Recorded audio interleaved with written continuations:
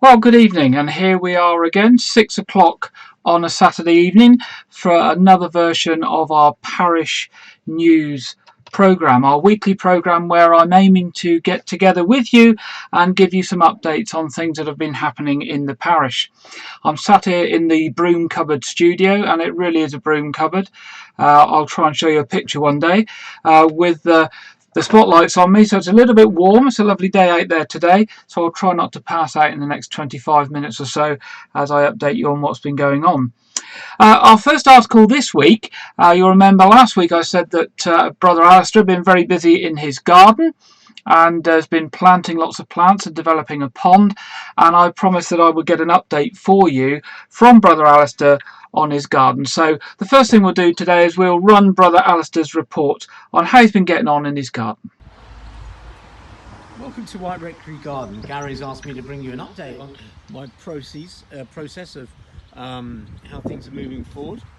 And I think you may have seen this one. This is the this is the kitchen garden, which has got basil and thyme and chocolate mints, other forms of mint and gooseberries and raspberries, and tarragon have gone in there as well. And here, the potatoes have just gone in for their double dig, and the onions are making real progress.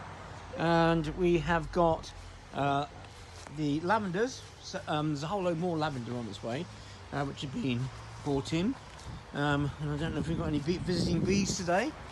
And then there's hibiscus from Betty, gave me as a gift. It's very kind. And then over here we've got the veg patch, which is absolutely blossoming at the moment. It's looking at me as if to say, "We need please come and water me today." And tomatoes from Jeff and Jane and from Carol as well. Thank you very much indeed for your gifts of tomato plants, which are now dug in, and they all look as though they're growing rather nicely at the moment. Now quickly over here, because Gary's told me to do this in another 2 minutes, we are rushing over to this area here where what was once a wilderness. Oh look, quick look in there. Here we are. This is all the propagating area ready to go into the vegetable patch. And the latest on the rectory garden developments are had a bit of a rework on the pond, and this area here, which was utter wilderness, has now been virtually cleared. Some of it is now being sown to grass. Trying to keep the grandchildren off that has been a task. So that area, all that at the back there, has been cleared, and this is the labyrinth which I built. And up here, this area there was really bad. This area here, so we managed to clear all this, and the back there's been laid to grass and Californian and ordinary poppies. And this is the bee bombs. They are now exploding wherever we go with the 2 new apple trees that have gone in, and I think 1 or 2 of those ones that I've moved that were suckers are in fact new pear trees. So maybe we'll have some new pears and apples growing, but they're struggling, if I'm honest. It's not been difficult. It's been difficult to do this in lockdown. Anyhow, there is hope in this garden, and it doesn't really belie how much hard work has gone into rescuing it. Thank you, Brother Alistair. And I can really say that Brother Alistair's been working really hard in that garden, and particularly one of the last areas that you saw was completely covered in brambles in that top corner of the garden. And so he's cleared all of that out and sown that down to grass and flowers, which is absolutely brilliant. And really good to see the pond as well. And I think you'll remember from last week we reported that there's tadpoles already in the pond. And it'd be very good to see how that develops over the summer months and how that comes on. And I'm sure all the hard work will pay off. Our next topic tonight is online services. As the weeks go on, I'm sure you'll agree we're getting more adventurous with our online services. And this week in particular has been a very interesting one. First of all, I know that some of you have been finding it particularly difficult to link up with our live services, particularly on a Sunday morning at the right time, and to actually find the Facebook feed. The problem with Facebook is it's set up to do with lots and lots of posts, and then therefore if we post up the live service and somebody comes along behind and makes a comment, then it disappears down the page, and on different devices, whether you're on a phone or a computer, it displays things in different places. So it's very, very difficult to predict where you're going to be on the page and how to find us when we broadcast. So we've tried to look to see how we can make things more accessible and easier to find. And the good news is, starting from this broadcast now, that our weekly news programme and our Sunday morning service and any other main big services that we do will also be broadcast on YouTube, on a dedicated YouTube channel. We'll also be broadcasting on Twitter as well for anybody that's interested in that. But the good thing with the YouTube channel is that there is a defined internet address that will never change, and we've sent that out in our newsletter. It's on the Facebook group.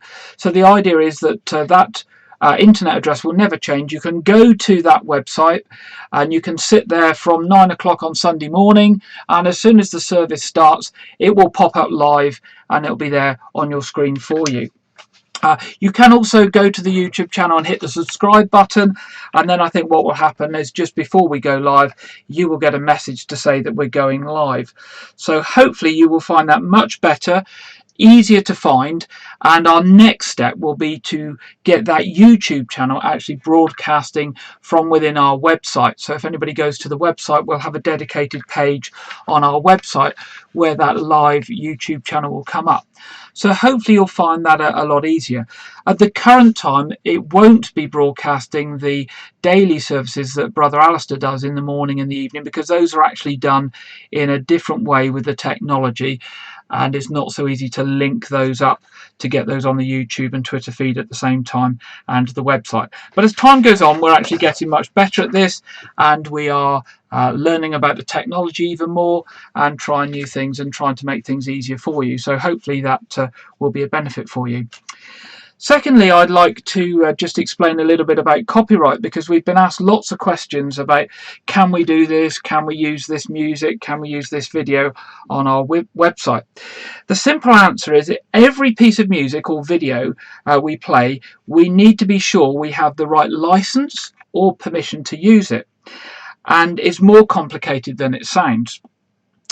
As we may have a license that allows us to print words on a service sheet, or even to sing a piece of music in church itself where our own choir and congregation sing it, even if it's for a concert or for raising money, it becomes a completely different thing as soon as we start to put it on Facebook, YouTube, Twitter, and we broadcast it. Because that's what we're doing. We're broadcasting it. We're making it available to anybody, anywhere in the world. So you need to have a different license for that, first of all, and you also need to get the right permissions to do it.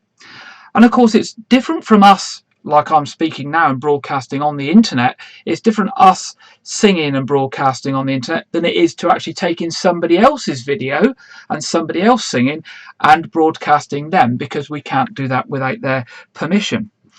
As a matter of interest, for those that are really interested in this subject, probably none of you at all, it's probably boring to you, we actually have 8 copyright, performing rights and broadcast licenses as a parish.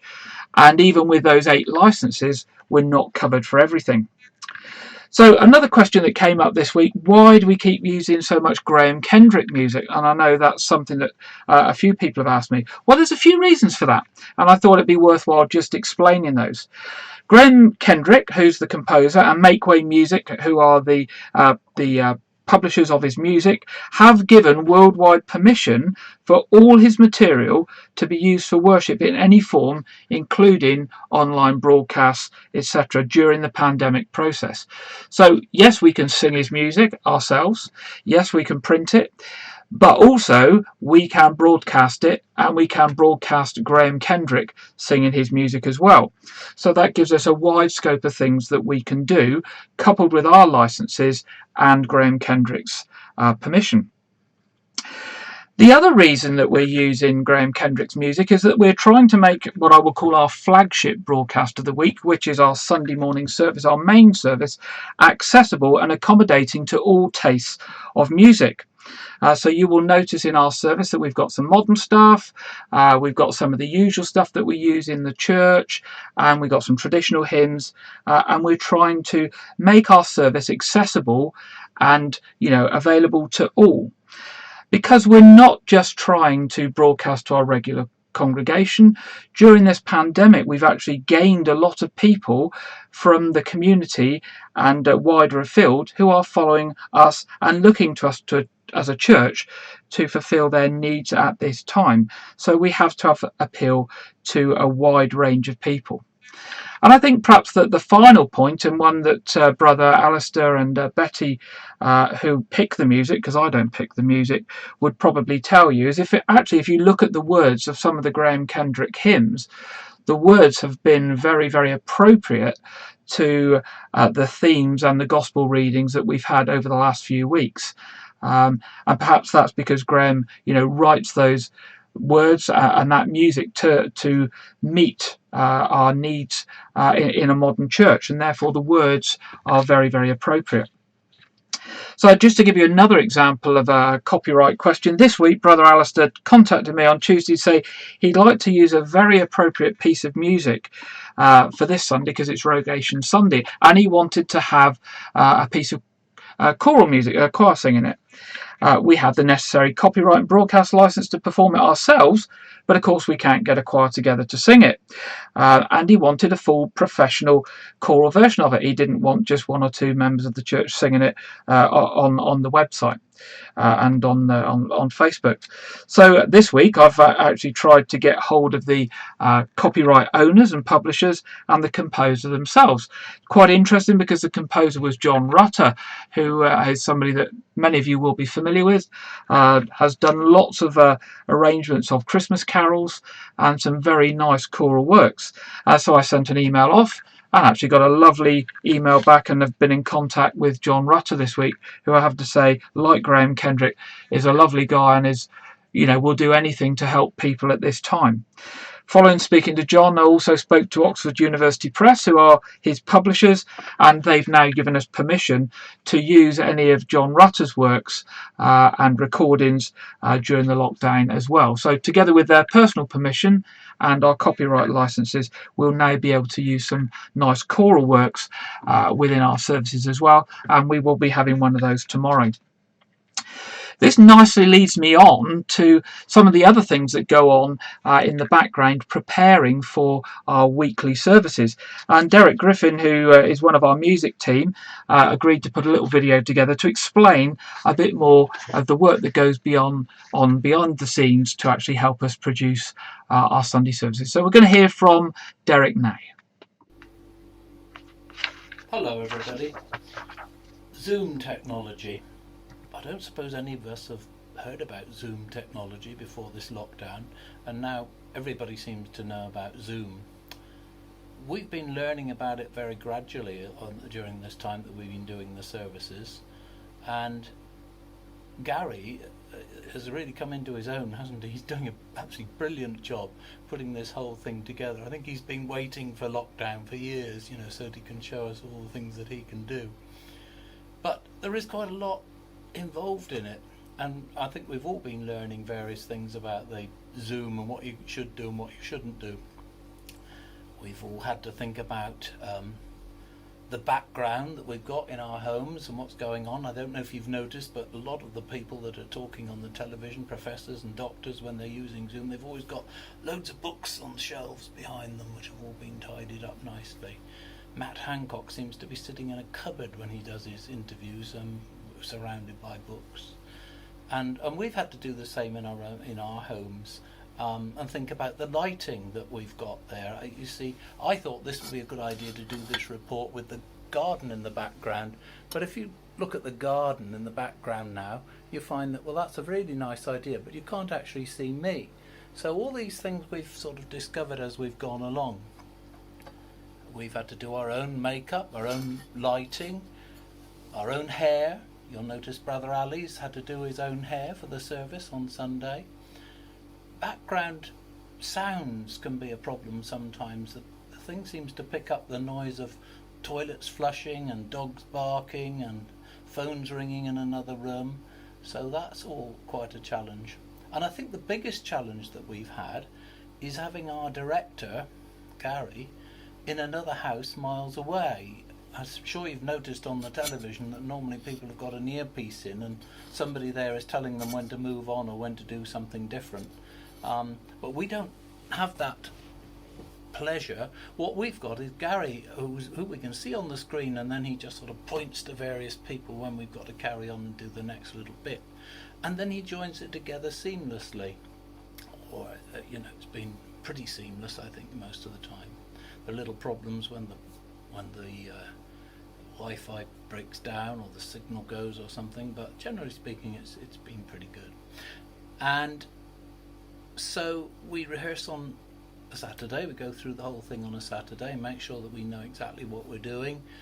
So quite a lot of work going on in the background before we do the thing on Sunday morning. Some of you have said, why are we having Graham Kendrick twice during the service? And I thought it's probably worth mentioning that Graham Kendrick's actually said to all churches that they can use his music free of charge without paying any copyrights during this lockdown period. So obviously people are using that music. You can't just use any music without you've got permission. Although we've got licenses in the church for doing all this sort of thing, Gary always has to check out that we've got permission for the things that we use, and you'll see on Sunday hopefully that he's got permission to use another piece of music which he's been working on this week. We're also hoping to involve some other people in the service. Some of the choir have said, we'd really like to be able to sing, so I have a little plan and we'll see how that works. I won't say too much about it at the moment because it could be a complete disaster, but if that works out, we'll try and involve some other people in the service on Sundays. And finally, if that works, we thought perhaps at some stage we could do a parish song.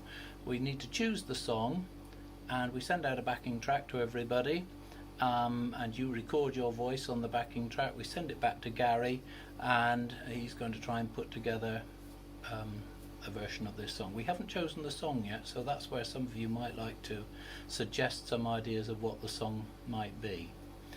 So I think that's all from me, so I'll pass back to Gary. Thank you all very much. See you in the morning. Bye bye.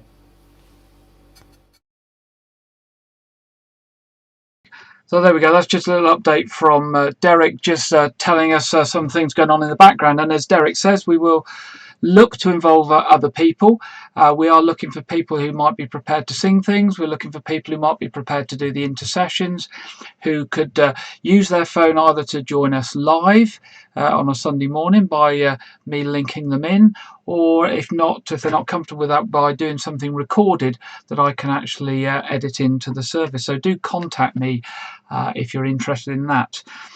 It's very interesting, these copyright issues that we have, because even if you're a well-known pop star, they have been having problems with copyright as well. I mean, I don't know, you may follow some of the things that I post, but one of the people that I followed is a pop star called Sophie Ellis-Bextor, who every Friday has been doing a disco for, particularly for younger kids, from her kitchen.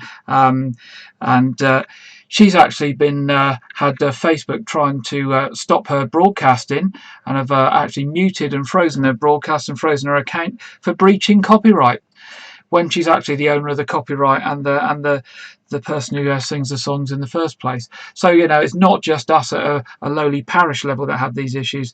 Some of the big names are also having issues with copyright and breach of copyright, and being stopped from doing various things. So it's been interesting to say the least. So moving on to our next story. Last week we celebrated VE Day, and Janet produced a lovely report for us with the memories of local resident Marguerite Brown.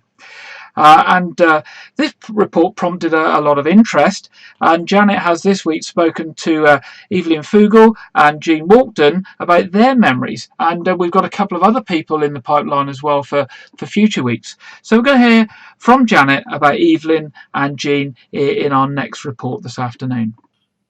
Hello everyone. Today 2 more people have been thinking about their wartime memories. The first is Evelyn Fugel. This is Evelyn as we know her today. And this is her in 1939 when she started school. Her first school was a convent, but when her mother found that the nuns were sleeping in the children's shelters, she took her away and taught her at home until she went to Notting Hill in February 1940, where she stayed until 1951. Evelyn's father was a GP, which was a reserved occupation, so he didn't go to serve. He had a car, and because Evelyn had rheumatism, she had special petrol rationing, and he used to take her to school in the car.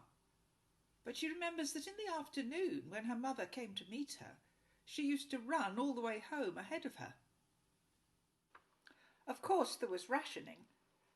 Evelyn's parents had buff ration books, and she had a blue one. She was allowed 1 egg per week on her blue ration book, and I think she had 2 ounces of cheese. They were tough times, but they survived, and maybe they were a lot healthier than we are today. They had an air raid shelter in the garden, something like this, but the house was affected by bombing, losing windows, etc. Evelyn and her mum used to walk down into Ealing, and one day they spotted a V1 buzz bomber which cut out and came down in Cricklewood. Quite frightening. At the end of the war, she was outside Buckingham Palace with everybody else, celebrating VE Day. And now for Jean Walkden. This is a photograph of Jean, taken recently, sitting in the garden, sewing her square for the church. And here she is in 1942, when her mother took her and her baby sister to Birmingham to stay with an aunt. Her father was in the RAF and stationed at Biggin Hill.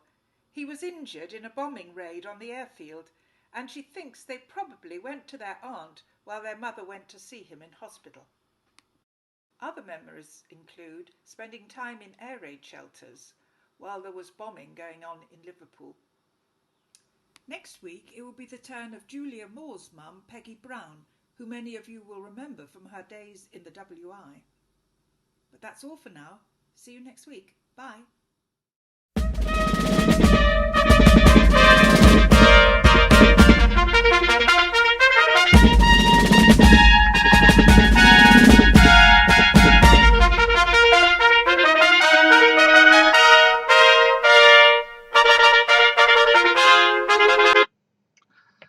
So yes, it's that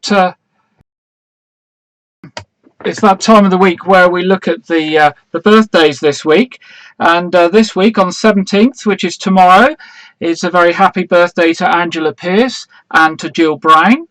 On the 19th, Brian Mackenzie, and next weekend, the 23rd, Sarah Murphy and Margaret Stone. So we wish all of those a very happy birthday for the coming week.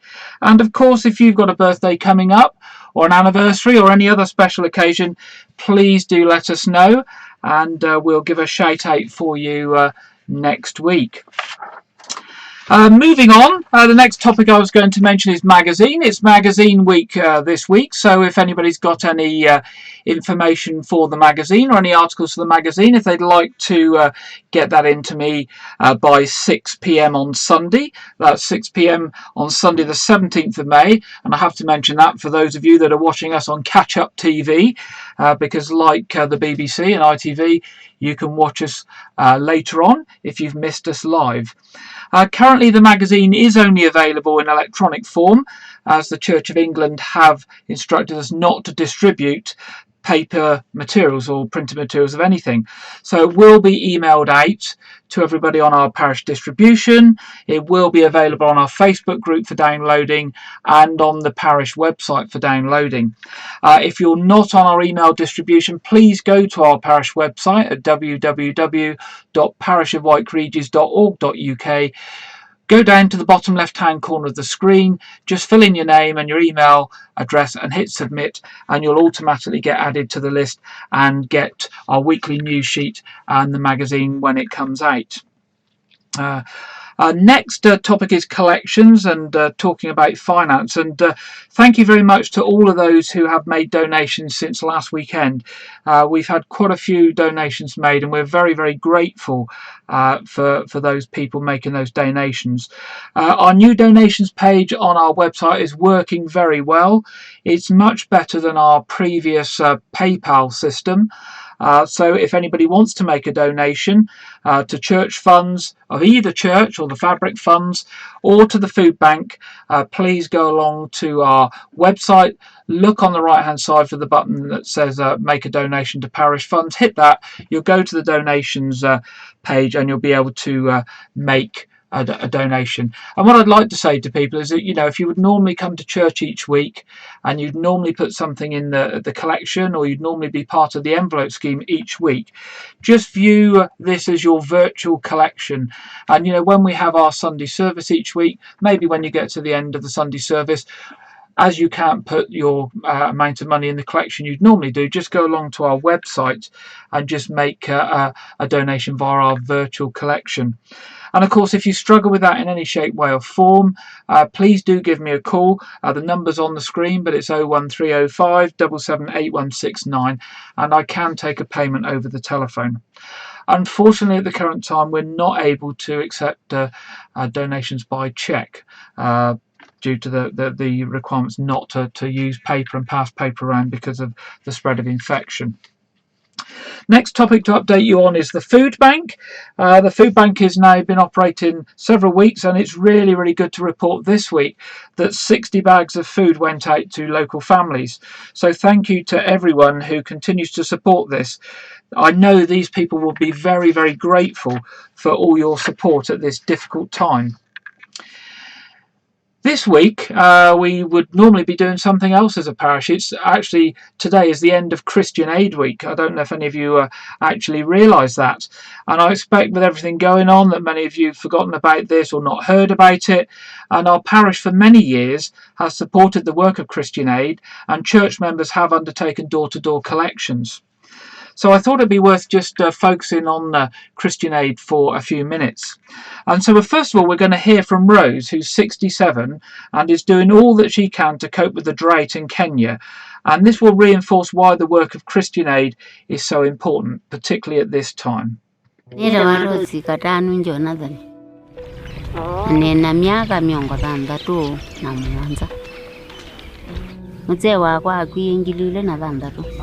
Andia na siana nana na nzukulu ena bakube myake ligito waneza na nondo wako le agua nitukwata wani maumo manene maumo amwe matukwata ne makibu maumo ange ne maleu wana no abamtatu neboye ambua iwe ngatile mwe nila kilomita na najua yuko za town kutakibu na kunyeve indo nabo wala mebu bakube mapande to no tio nondo akwota tayo nondo ne tuteze chemuno ile to noko myotsa tayiti kwa ola uo ma ne batoneka papa namba ndari yange no nyumba bwana modi England no nyawati nene mukono ndumo pleza enda na mukono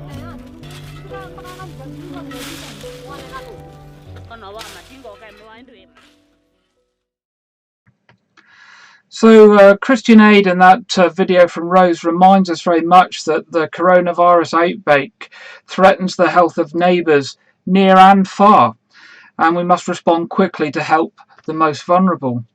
They remind us that coronavirus has shown us that our futures are bound more tightly together than ever before, irrespective of where we are in the world. And now it is spreading across the world's poorest countries, putting people living in poverty at great risk. These people are already facing a lack of water, food and healthcare. Some are homeless. Some are living with underlying health issues such as HIV. As coronavirus infection rates speed up, They will feel the impacts of the virus deeply, and we should respond now to help them. Coronavirus impacts all of us. But here is a message from the Reverend Kate Botley about this year's Christian AIDS appeal and how you can help. This Christian Aid Week, we need your help to support people living in poverty around the world who are facing the challenge of coronavirus. Christian Aid is providing vulnerable men, women and children with clean water, vital hand washing training and life-saving food. But we desperately need your help. Please, could you give us just £5 to help us save lives? Please text HELP to 70020 or visit us online to make your donation today.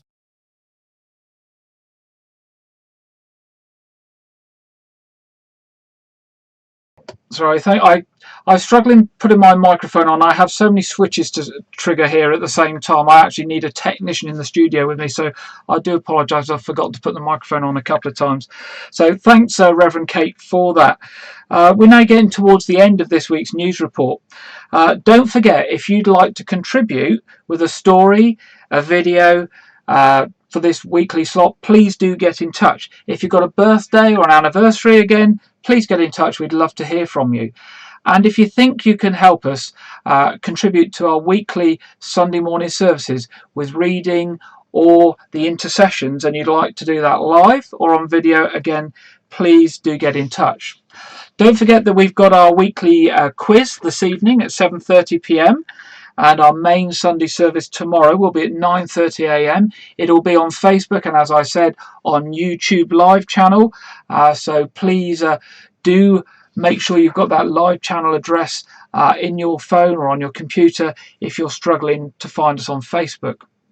To finish today, I think one of the good things that's happened during this lockdown period is people have had the time to learn about technology, and Derek touched on that at the start of today's programme, and I'm very much one of those people that have had some spare time. I've been stuck at home and I've used it to learn about all the different things that I can do. People have also learned what is possible to work together whilst being apart. And to work together collaboratively on projects, including particularly some music projects. I know some of you will have seen the video that I'm just about to show, but I'm going to finish with it because I thought it was a really good piece of work of different churches across the UK working together. It's called the UK Blessing, and it is made by about 65 different churches and religious movements working together, representing hundreds and hundreds of people across the UK who have come together apart online and have put together a lovely musical piece for us. So I'll leave you with this until next time, and we'll hear the UK Blessing.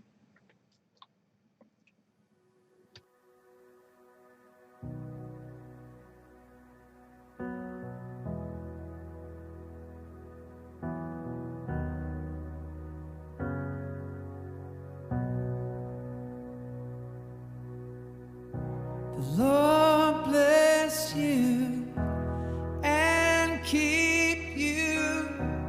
Make his face shine upon you and be gracious to you.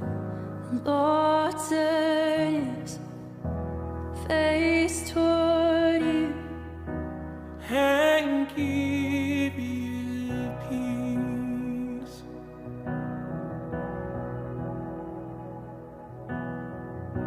The Lord bless you and keep you. Make his face shine upon you and be gracious to you. The Lord turn his face toward you and give you peace.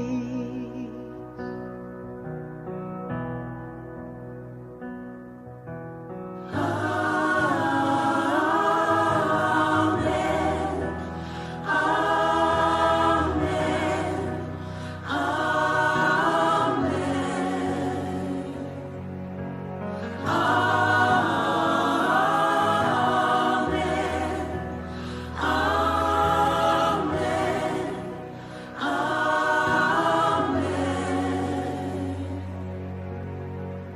The Lord bless you and keep you. Make his face shine upon you and be gracious to you. The Lord turn his face toward you and give you peace.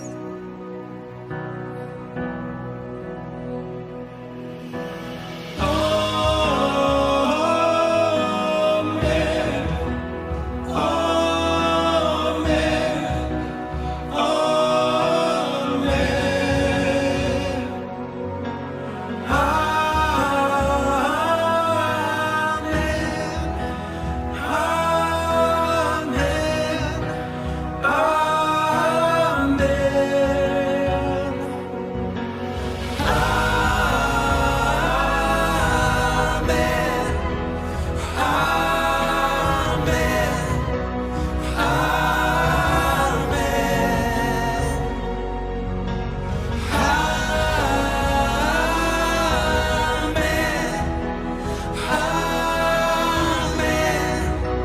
Amen.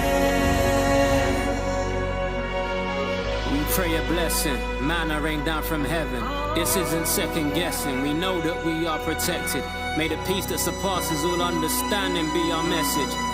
Grace and favors in your nature, in your essence. May his favor be upon you and 1,000 generations, and your family, and your children, and their children, and their children.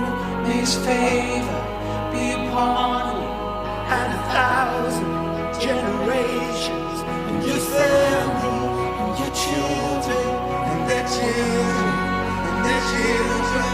May his favor be upon you and 1,000 generations, and your family, and your children, and their children, and their children. May his favor be upon you